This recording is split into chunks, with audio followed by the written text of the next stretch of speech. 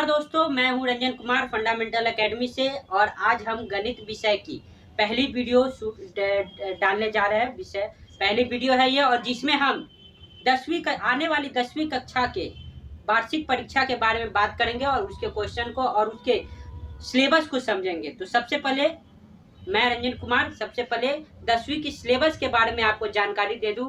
जैसा कि आप पीछे बोर्ड पर देख सकते हैं कि मैंने 10वीं के गणित के परीक्षा में आने वाली सभी टॉपिकों के नाम लिख दिए हैं।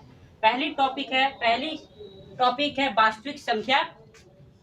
इसमें हम लोग संख्या के बारे में पढ़ेंगे, जैसे संख्या के विभिन्न प्रकार, जैसे वास्तविक संख्या में वास्तविक संख्या और अवास्तविक संख्या, फिर वास्तविक संख्या में अपरिमेय संख्या एवं परिमेय संख्याओं के बारे में विस्तार से जानेंगे। दूसरा है बहुपद, जिसमें हम ये अलजेब्रा यानी बीजगणित का सबसे पहला चैप्टर है, जिसमें हम लोग बहुपद के बारे में जानेंगे। फिर दूसरा है अलजेब्रा का ही यानी बीजगणित का दूसरा पार्ट, दो चरों वाली रैखिक समीकरण, यानी दो चर, जैसा कि नाम ही है दो चर, यानी इसमें दो अचर पद रहेंगे और उनसे बने समीकरणों के बारे में अध्ययन करेंगे। चौथा है द्विघात समीकरण, जिसमें एक ही चर रहेगा और उस पे द्विघात यानी दो पावर रहेंगे और उसके बारे में हम अध्ययन करेंगे। पांचवा आप देख सकते हैं समानांतर श्रेणी है, जिसमें हम लोग श्रेणी और श्रेणियों के बारे में चर्चा करेंगे और उस पर आधारित प्रश्नों को हल करेंगे। छठा है समरूप त्रिभुज। यह ज्यामिति का पहला भाग है, जिसमें हम लोग त्रिभुजों की रचनाएं, त्रिभुजों के गुण और परिभाषाओं के बारे में अध्ययन करेंगे, जिसमें हमारा त्रिभुज से संबंधित प्रमेयों से भी हमारा वास्ता होगा। अगला है नियामक ज्यामिति, जिसमें यानी कोऑर्डिनेट ज्योमेट्री, जिसमें हम ग्राफ पेपर पर दो दिशाओं में यानी एक्स और वाई के डायरेक्शन में हम लोग विभिन्न पॉइंटों और बिंदुओं का अध्ययन करेंगे। आठवां है त्रिकोणीय अनुपात, यानी सबसे महत्वपूर्ण पाठ गणित का, जिसमें हम लोग त्रिभुज और उससे संबंधित तीनों कोणों के बारे में अध्ययन करेंगे। नौवां है वृत्त की स्पर्श रेखा यानी टेंजेंट लाइन, जिससे हम लोग वृत्त पर किस प्रकार की स्पर्श रेखाएं खींची जा सकती है उस पर हम अध्ययन करने वाले हैं।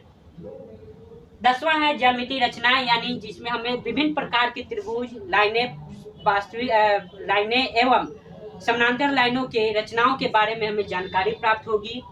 11वां है वृत्तों से संबंधित क्षेत्रफल, जिसमें हम लोग वृत्तों से संबंधित क्षेत्रफल के बारे में यानी 2 डायमेंशन यानी क्षेत्रफल के बारे में विभिन्न फॉर्मूलाओं के बारे में अध्ययन करेंगे और उस पर आधारित प्रश्नों को हल करेंगे। 12वां है ठोस आकृतियों का आयतन यानी सॉलिड आयतन, सॉलिड आकृति, जैसे घनाभ, घन, वृत्त से संबंधित ठोस आयतन जैसे कि गोला के बारे में और उनके पृष्ठ क्षेत्रफल एवं आयतन के बारे में अध्ययन करेंगे। 12वां है सांख्यिकी, जिसमें हम लोग बहुपद, माध्यिका और माध्य के बारे में अध्ययन करेंगे। लास्ट है अंतिम है प्रायिकता, जिसमें हम लोग प्रायिकता से संबंधित फॉर्मूलाओं पर आधारित प्रश्नों को हल करेंगे। तो अब हम आज इस वीडियो में सबसे पहले हमारी जो पहला पार्ट है गणित का, उसके बारे में थोड़ा जान लेते हैं। आइए शुरू करते हैं।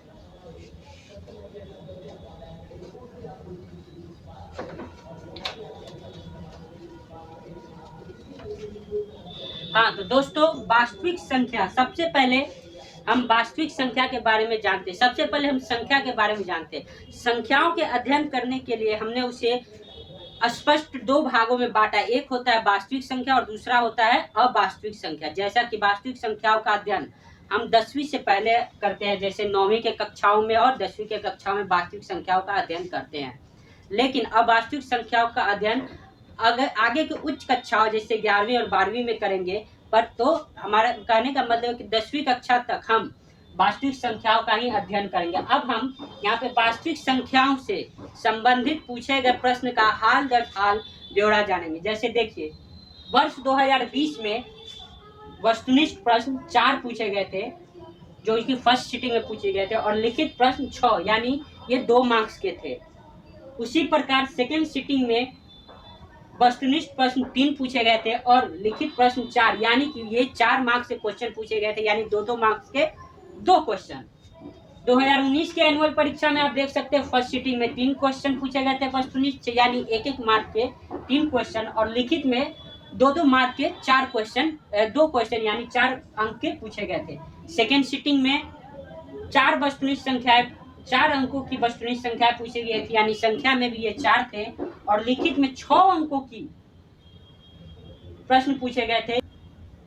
अब ये एक सप्लीमेंट्री एग्जाम जो हुआ था, जैसा कि 2020 में सप्लीमेंट्री एग्जाम नहीं हो पाया था कोरोना महामारी के कारण, लेकिन 2019 में जो सप्लीमेंट्री एग्जाम हुए थे उनमें वस्तुनिष्ठ प्रश्नों की संख्या 3 और लिखित प्रश्नों की संख्या 4 थी, जिसके कुल मार्क्स 8 थे, यानी 3 और 8 11 अंक के सवाल पूछे गए थे उस पेपर में।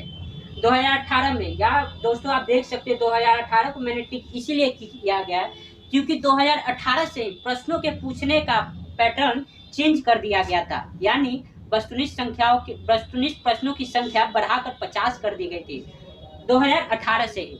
तो उसमें फर्स्ट सिटिंग में 4 क्वेश्चन पूछे गए थे और लिखित के 4 क्वेश्चन पूछे गए थे जिनके मार्क्स 8 थे। सेकेंड सिटिंग में 9 और लिखित प्रश्न 6, यानी आप देख सकते हैं 9 और 6 यानी 15 क्वेश्चन पूछे गए थे, 15 मार्क्स के क्वेश्चन पूछे गए थे 2019 की सेकेंड सिटिंग के एग्जाम में।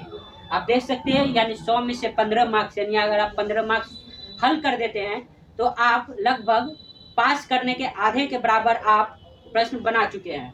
2017 में फर्स्ट सिटिंग में 2 सवाल और लिखित 3 मार्क्स के सवाल पूछे गए थे, यानी इससे पहले, यानी इन 4 सालों में क्वेश्चन पूछने का पैटर्न पुराना था, लेकिन इन 2018, 2019 और 2020 में क्वेश्चन पूछने का पैटर्न अलग था, यानी उसमें 50 मार्क्स के, यानी 50 अंक के वस्तुनिष्ठ प्रश्न पूछे गए थे और 50 अंक के लिखित प्रश्न। उसी प्रकार 2016 में कोई वस्तुनिष्ठ प्रश्न नहीं पूछा गया था, लेकिन लिखित क्वेश्चन का 3 मार्क्स के सवाल पूछे गए थे। 2015 में भी वस्तुनिष्ठ 1 और लिखित में भी 6, और 2014 में भी वस्तुनिष्ठ 1 और लिखित प्रश्न 6 मार्क्स के पूछे गए थे। तो आप देखिए, जैसे कि मैंने बोर्ड पे लिख दिया है कि वास्तविक संख्या का पहला जो चैप्टर है गणित का 10वीं के अध्याय का पहला जो चैप्टर है उसका वास्तविक संख्या का हम अध्ययन करेंगे। लेकिन वास्तविक संख्या पढ़ने से पहले हम कुछ टर्मिनोलॉजी के बारे में जान लेंगे। जैसे कि संख्या को हम लोग जैसे कि संख्या हम सभी जानते हैं संख्या क्या है, अंकों क्या है। संख्या को हम 2 पार्ट में बांटते हैं, पहला है वास्तविक संख्या और दूसरा है अवास्तविक संख्या। वास्तविक संख्या जो रियल है, जिन्हें जो मतलब रियल है उन्हें वास्तविक संख्या, और अवास्तविक संख्या मतलब कि इसका मतलब इमेजिनरी संख्या है जिनका अध्ययन हम उच्च कक्षाओं जैसे 11वीं और 12वीं की कक्षाओं में करेंगे। तो अभी हम लोग अपना ध्यान सिर्फ वास्तविक संख्या पर ही लगाएंगे। अब वास्तविक संख्या को 2 भागों में बांटा गया है, पहला है परिमेय संख्या और दूसरा है अपरिमेय संख्या। अब परिमेय संख्या और अपरिमेय संख्या क्या होता है? परिमेय संख्या का मतलब कि ऐसी संख्या जिसे हम p/q के रूप में लिख सके, यानी भिन्न के रूप में लिख सके, यानी ऐसी संख्या है जिसे हम p/q के रूप में लिखा जा सके,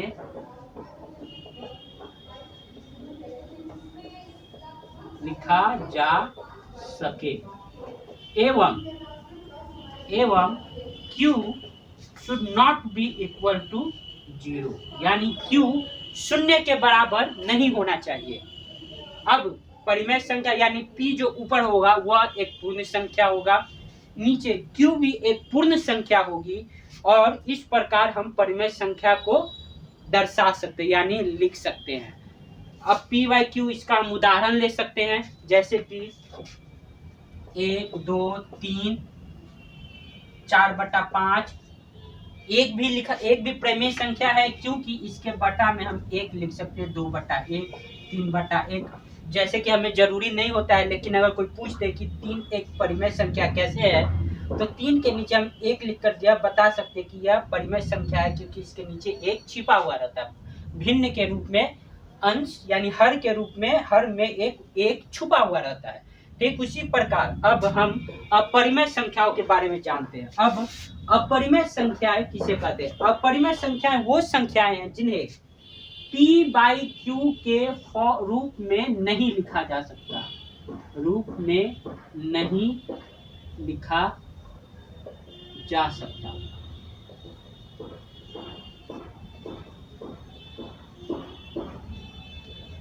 जैसे कि p/q के रूप में नहीं लिखा जा सकता √3। अब बच्चे यहाँ ये भी कहते हैं कि √3 के नीचे सर अगर हम 1 लगा दें तो इसे भी p/q के फॉर्म में लिखा जा सकता है। लेकिन बात यहाँ ये है कि यहाँ 3 के साथ रूट लगा हुआ है, यानी वर्गमूल का चिन्ह लगा हुआ है, और जब हम इसे √3 करते हैं, इसका वर्गमूल करते हैं तो 1.732 और न जाने अनंत संख्या इसके बाद आती है, जिसे हम एग्जैक्ट रूप में नहीं लिख सकते। माना कि हिसाब किताब में यानी कैलकुलेशन के लिए हम √3 का प्रयोग 1.732 के रूप में करते हैं, लेकिन अगर हम इसके आगे बढ़े तो अनंत संख्याएं आएंगी जिसे लिखा नहीं जा सकता। अब अगर इसे लिखा नहीं जा सकता तो नीचे ये बटा कितना होगा इसे भी हम नहीं दर्शा सकते। इसी कारण कहा जाता है कि अपरिमेय संख्या को p/q के रूप में नहीं लिखा जा सकता। अब उसी प्रकार और प्रकार की भी अपरिमेय संख्याएं, जैसे पाई जिसका मान होता है 22/60, और इसे भी अगर लिखते हैं तो 3 पाई जो पूर्ण रूप से नहीं होता है, और अगर इसे भी हमने लिखना स्टार्ट किया तो 3.1/4, ये 22/7 होता है, ये हम लोग अपने कैलकुलेशन के लिए यूज करते हैं। लेकिन अगर हम इसका वास्तविक मान लिखें तो ये 3/4 कहाँ तक जाएगा इसका हमें कोई अनुमान नहीं है। अब हम आगे इसी विषय में अब हम आगे p/q यानी अब अपरिमेय संख्याओं के साथ अपरिमेय संख्याओं एवं परिमेय संख्याओं के भिन्न रूप का अध्ययन करेंगे, यानी बटा के रूप का अध्ययन करेंगे, यानी p/q के रूप का अध्ययन करेंगे। तो मैं मिटाता हूं, अगर आपको कुछ लिखना होगा तो आप लोग स्क्रीनशॉट या फिर वीडियो पॉज कर भी लिख सकते हैं। तो अब मैं इसे मिटा रहा हूं।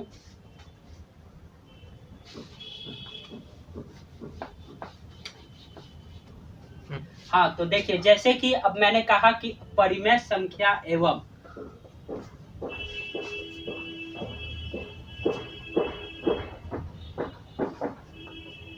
अपरिमेय संख्या का भिन्न रूप, ये जो पाठ है, ये जो मैं पढ़ाने वाला हूँ इस वीडियो में, ये दरअसल ऐसे तो ये परिमेय संख्या का कोई भिन्न रूप होता ही नहीं है, लेकिन फिर भी मैंने लिखा है तो इसको हम लोग लिख सकते हैं परिमेय संख्या का भिन्न रूप, क्योंकि अपरिमेय संख्या को तो भिन्न के रूप में लिखा ही नहीं जा सकता है। तो इसी कारण परिमेय संख्या का भिन्न रूप यानी p/q के फॉर्म का अब हम अध्ययन करेंगे।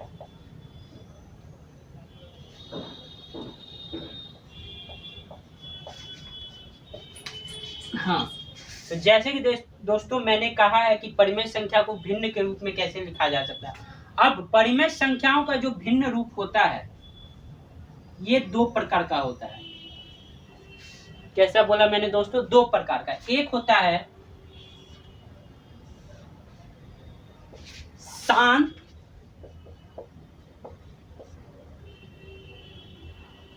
अनावर्ती,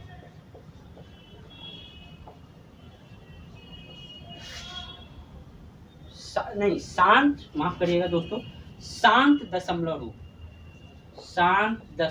रूप एवं दूसरा होता है अशांत आवर्ती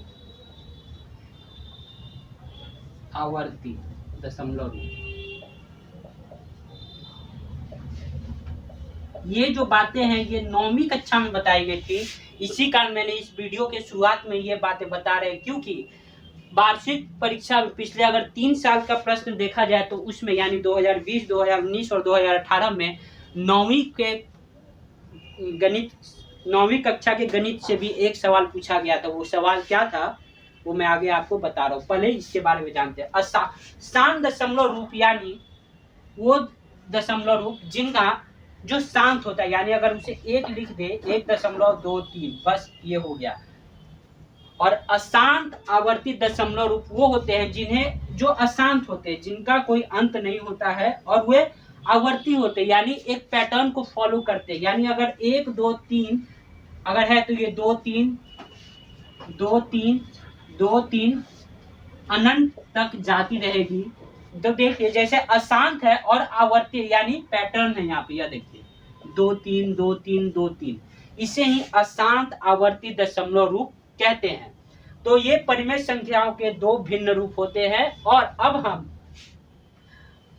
दिए हुए दशमलव रूप को p/q के रूप में कैसे लिखेंगे इसका अध्ययन करेंगे। सबसे पहला ये वाला फॉर्म, इसका तो सिंपल सा है, इसका बहुत सरल है, जिसका हम अध्ययन कक्षा चौथी पांचवी से भी करते आ रहे हैं। कि जैसे कि अगर कोई संख्या मान लीजिए 1.23 ही लिखा हुआ है, इसको अगर भिन्न के रूप में यानी p/q के रूप में लिखना हो तो कैसे लिखेंगे। ये सिंपल सा होता है कि 1.23 लिखिए और दशमलव के बाद जितना भी अंक है उसको तो हर में उतना अंक शून्य जोड़ दीजिए, अंश यानी हर में उतना शून्य जोड़ दीजिए और ये दशमलव हटा दीजिए। तो ये हो गया 123.100। ठीक उसी प्रकार अगर दूसरा संख्या देखा जाए जैसे कि 0.56, ये भी एक शांत दशमलव रूप है। और अगर हम इसे लिखे दशमलव रूप में भिन्न रूप में तो ये 0.6 ऐसे लिख दे और देखते हैं कि दशमलव के बाद कितनी संख्या है, 1 2, तो 1 के बाद 2 शून्य। ऐसा मैं इसलिए बताने जा रहा हूं, ये मैंने इसलिए बता दिया है क्योंकि ये सिर्फ एकदम बेसिक्स है और यह बेसिक है, पर ये सवाल परीक्षाओं में नहीं पूछे जाते हैं। ये मैंने बेसिक है इसीलिए आपको बता दिया कि शांत दशमलव को भिन्न के रूप में कैसे लिखे। जो परीक्षा में लगातार 3 साल से पूछे जा रहे यानी 2020, 2019 और 2018 में जो प्रश्न पूछे गए थे, मैं उनके बारे में अब बताने जा रहा हूँ। और ये जो श्रेणी है ये अशांत आवर्ती दशमलव रूप कहलाता है। अशांत मैंने आपको बता दिया है क्योंकि इसका दशमलव प्रसार अनंत तक जाता है। अब 2-3 आप लिखते रहिए, भले ही बोर्ड भर जाए, ये खत्म नहीं होगा। उसी प्रकार ये एक आवर्ती होता है। आवर्ती कहने का मतलब ये हुआ कि 2-3 फिर 2-3 फिर 2-3 फिर 2-3 फिर 2-3, यानी एक पैटर्न है इसका। इसी कारण इसको अशांत आवर्ती दशमलव रूप कहते हैं। तो अब जो बोर्ड परीक्षाओं में जो पूछा जाता है इसी से प्रश्न पूछा जाता है कि अगर ये आपको फॉर्म दिया हुआ है तो इसे p/q के रूप में कैसे लिखा जा सकता है, इसको p/q के रूप में कैसे लिखा जा सकता है। इसका तो बहुत ही सिंपल है कि इसे p/q के रूप में कैसे लिखा जाएगा, लेकिन इसके लिए हमें थोड़ा पढ़ना होगा। तो अभी हम आगे पढ़ते हैं।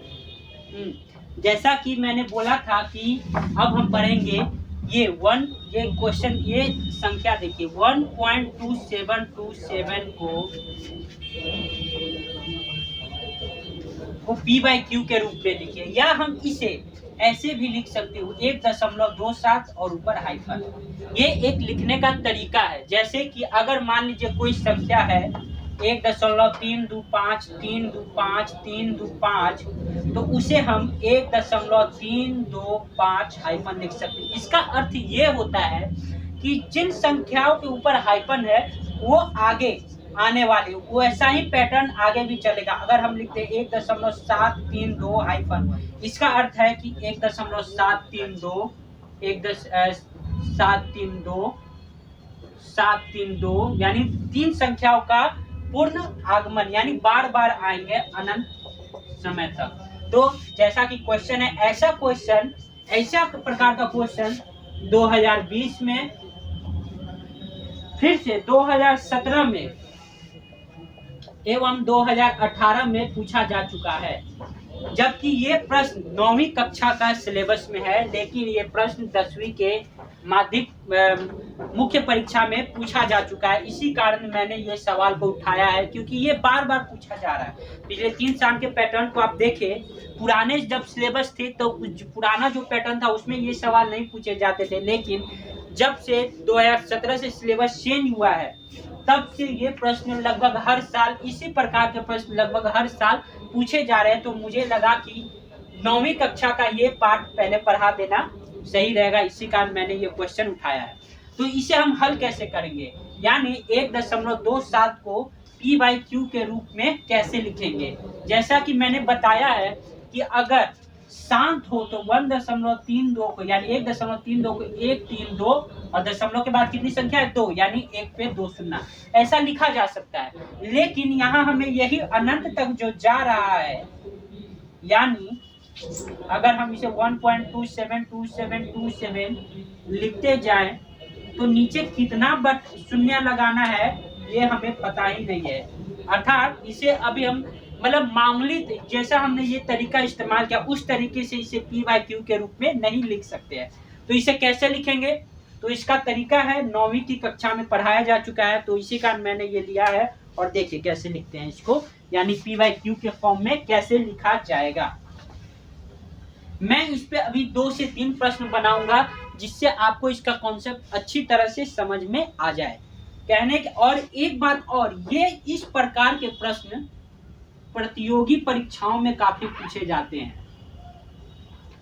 जैसे कि सीडीएस यानी कंबाइंड डिफेंस सर्विस, एसएससी के एग्जामों में ये डायरेक्टली पूछे जाते हैं कि इन्हें पी बाई क्यू के फॉर्म में लिखिए, इनका भिन्न रूप कैसा। तो वहां पे हम लोग शॉर्टकट अपनाते हैं, लेकिन अभी आपको जब ये एग्जाम में पूछा जाएगा तो वहां आप शॉर्टकट नहीं अपना सकते, आपको पूरा उल्लेख करना पड़ेगा कि आपने इसे पी बाई क्यू के रूप में कैसे लिखा है। अगली वीडियो में जब मैं वस्तुनिष्ठ प्रश्नों को हल करूंगा, यानी उस वीडियो में मैं सिर्फ वस्तुनिष्ठ प्रश्नों को ही हल करूंगा, तो उसमें आपको मैं ये भी बता दूंगा कि शॉर्टकट तरीका कैसे लिखा जाएगा। लेकिन अभी हम इसे लिखित रूप से, क्योंकि लिखित रूप से हल करें, क्योंकि हर साल कम से कम 2 मार्क्स का पूछा गया है और 2 मार्क्स में आप शॉर्टकट नहीं कर सकते, अन्यथा जो कॉपी चेक करने वाले वो आपका मार्क्स काट लेंगे या आपको मार्क्स नहीं देंगे या उन्हें ऐसा प्रतीत होगा कि आपने चोरी से लिखा है। तो मैं बताता हूँ इसको हल करने का एक तरीका ये है कि सबसे पहले देखिए मैं स्टेप बाय स्टेप समझाता हूँ। माना कि 1.27 यानी इक्वल टू x यानी पहला समीकरण। ऐसा आप प्रश्न उत्तर पुस्तिका में भी समीकरण को लिखना जरूर मत भूलिएगा, वरना आप ही को दिक्कत होगी कि मैंने ये मान लीजिए कि अगर आपको यहाँ पे लिखना है फिर आपको ये डिनोट करना पड़ेगा कि समीकरण 1 से, तो जिससे जो कॉपी चेक करने वाले तो उन्हें पता चल जाता है कि बच्चे ने पूरे प्रोसेस से बनाया है और चोरी नहीं की है। तो यह देखिए माना कि 1.27 पे हाइफन इक्वल टू x, तो जैसे अब देखिए इसको हम ऐसे भी लिख सकते हैं 1.272727 इक्वल टू x। अब यहाँ पर हम क्या करते हैं कि यह देखते हैं कि कितनी संख्याओं पर हाइफन है, यानी अब देखिए यहाँ पे कितनी संख्याओं पे हाइफन है, 2 संख्याओं पे। अगर हम ये लिखे 1.732 तो यहाँ कितनी संख्याओं पे हाइफन है, 3 संख्याओं पे। अगर हम यही लिख दे 1.6 ये हाइफन तो यहाँ पे कितनी संख्याओं पे हाइफन है, 1 संख्या पे, और हम इसे लिखेंगे 1.66666 अनंत काल तक, ऐसा लिखते जाएंगे। तो उसी प्रकार यहाँ अगर हम देखें यहाँ पे कितनी संख्याओं पे हाइफन है, यानी हमें ये नोट करना होगा कि कितनी संख्याओं पे यहाँ पे हाइफन है। तो हम देख सकते हैं यहाँ पे मात्र 2 संख्याओं पर हाइफन है। तो अब हम इसको क्या करेंगे, जितनी संख्याओं पे हाइफन होती है उसको यहाँ से 1 लिखकर शून्य लगाते हैं। इसमें कितने संख्याओं पे हाइफन है, 2 संख्याओं पे, तो 1 और ये रफ में करिएगा यानी 1, तो 1 और 2 संख्या यानी 2 शून्य लगाते हैं। यानी अब हमें दोनों तरफ 100 से गुना करना है। क्या करना है, 100 से गुना करना है। क्या करना है, 100 से गुना करना है। तो करते हैं, अगर इस तो लिखते हैं दोनों संख्याओं दोनों तरफ 100 से गुना करने पर, अब ये आपको अच्छी तरह समझ में आ जाना चाहिए कि मैं 100 ही से क्यों गुना कर रहा हूं, क्योंकि यहाँ देखिए 2 संख्याओं पर ही हाइफन है, इसी कारण जितनी संख्याओं पर हाइफन होता है उतना 1 लिखकर और जितनी संख्या में हाइफन होता है उतना शून्य लगाना। जैसे 2 अंक तो 100 से गुना करेंगे। ठीक उसी प्रकार इस केस में कितना है, तो इसे अगर इसको हल करना होता तो 1 लिखकर कितने संख्याओं पर है, 3 संख्याओं पर, 1 2 3 1000 से गुना करते। इस केस में 1 है, कितनी संख्याओं पे हाइफन है, सिर्फ 1, तो हम यहाँ मात्र केवल 10 से ही गुना करते हैं। ठीक उसी प्रकार यहाँ देखिए कितनी संख्याओं पर हाइफन है, 2 संख्याओं पर हाइफन है, तो हमें कितना लाना है, 2, तो 2 शून्य थे, 1 और 2 शून्य लिखिए 2, क्या मिला हमें, 100 मिला। यानी हमें 100 से गुना करना है। ये याद कर लीजिए कि जितनी संख्याओं पे हाइफन होता है उतना ही शून्य एक के आगे लगा दिया जाता है और उससे गुना किया जाता है। मैं फिर एक दूसरे प्रकार का प्रश्न लूंगा, उसमें आपको फिर से अच्छी तरह से समझ में आएगा, लेकिन अभी ये सवाल पूरी तरह समझने की कोशिश कीजिए। मैं हर स्टेप को आपको बारीकी से बताऊंगा। तो जैसे कि 1.27 को 27 लिख दिया मैंने और बराबर x। अब दोनों तरफ 100 से गुना करने पर इस समीकरण को 2 दे दीजिए सुविधा के लिए। माना कि एक ही समीकरण है लेकिन ये थोड़ा विस्तारित रूप में इसेगा, इसको हम समीकरण 2 का नाम देते हैं। दोनों अब समीकरण 2 में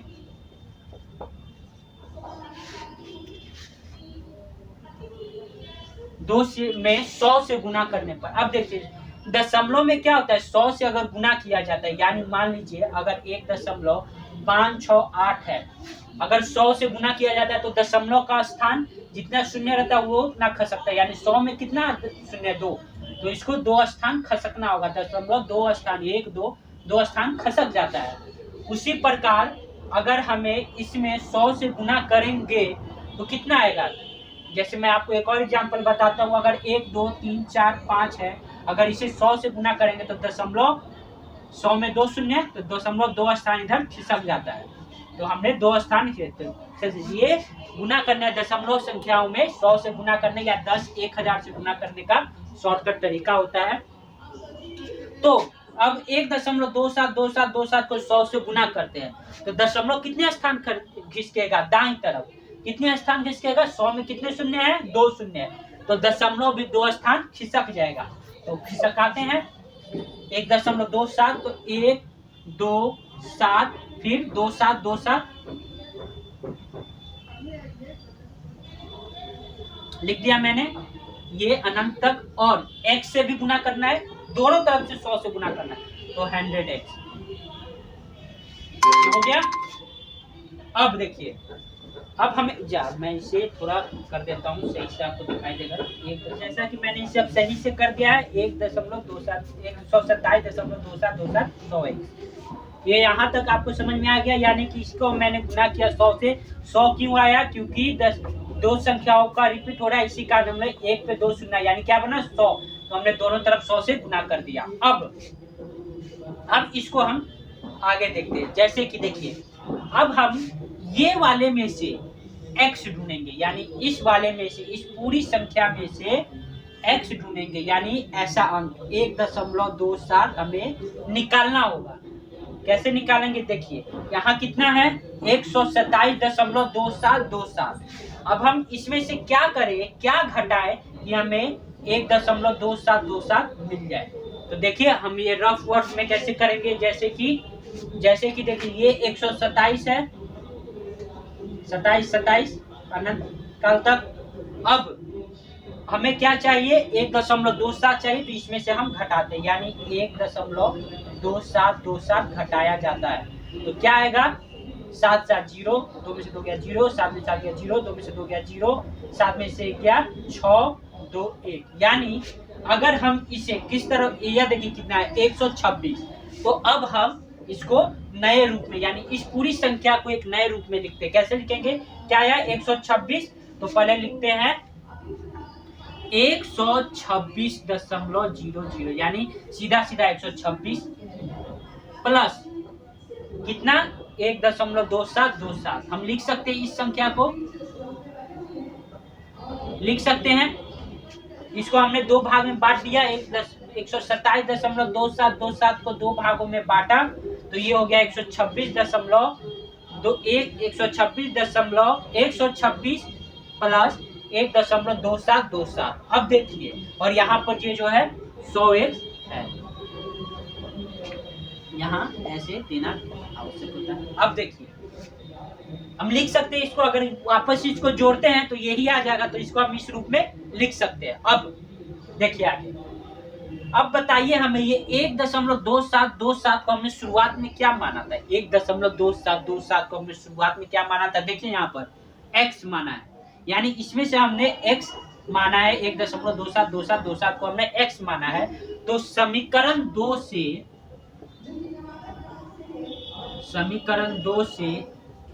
1.2727 का मान रखने पर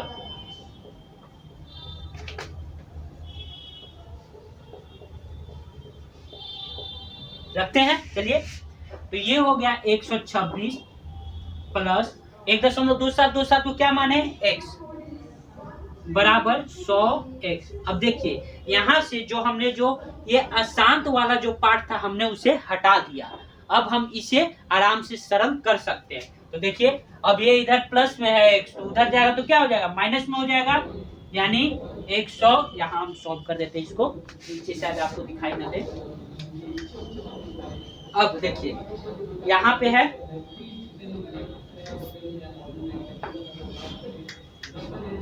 126 प्लस x बराबर 100x।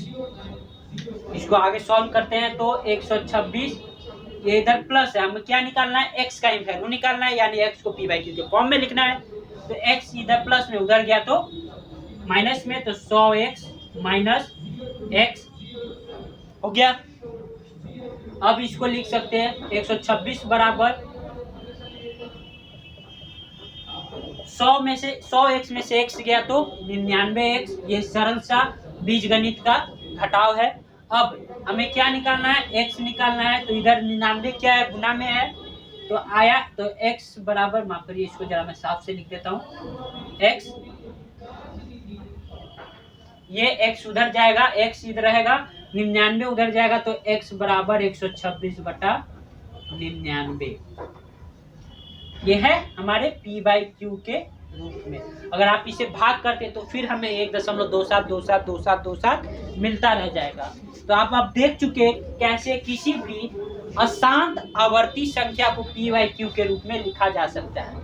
तो अभी आप इसे समझिए, और अगले पार्ट में, इसी वीडियो के अगले पार्ट में यानी रियल नंबर के पार्ट 2 में हम ऐसे प्रकार के 2 और सवाल लेंगे और उसे सॉल्व करेंगे। थैंक यू, जय हिंद।